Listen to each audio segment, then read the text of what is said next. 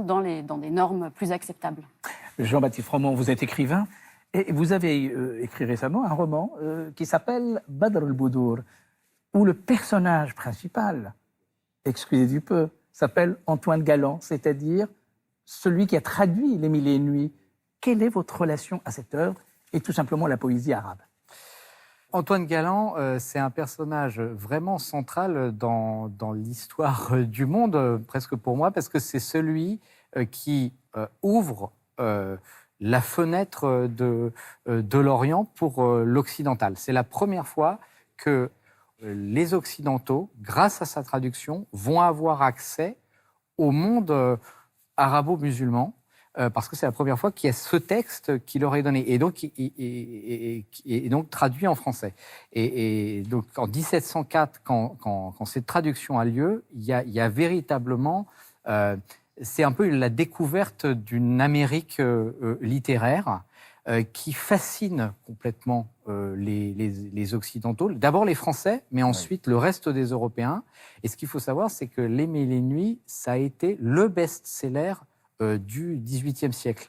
Et quand Antoine Galland sortait ces traductions, parce qu'il les a sortis tome après tome, il y avait une espèce enfin, dans un petit monde de gens qui savaient lire, mais il y avait une véritable émeute à chaque sortie de livre. Et on raconte que des gens campaient pratiquement sous les fenêtres d'Antoine Galland pour avoir la suite des histoires de Scheherazade.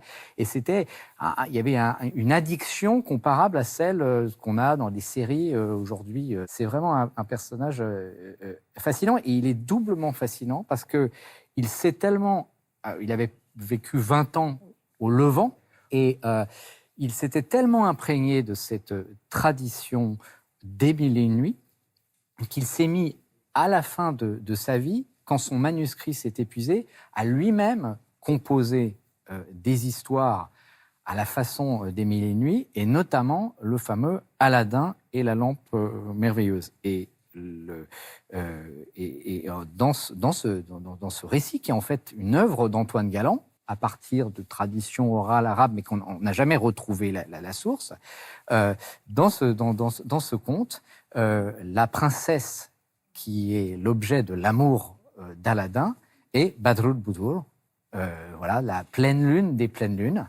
Et il se trouve qu'ensuite, Walt Disney, quand il a sorti son dessin animé en 1992, pour des raisons marketing, mais moi je peux que déplorer ce changement de nom, a rebaptisé la princesse Badr al-Boudour en Yasmine. Mais le vrai nom de la princesse d'Aladin, il faut que les téléspectateurs le sachent, c'est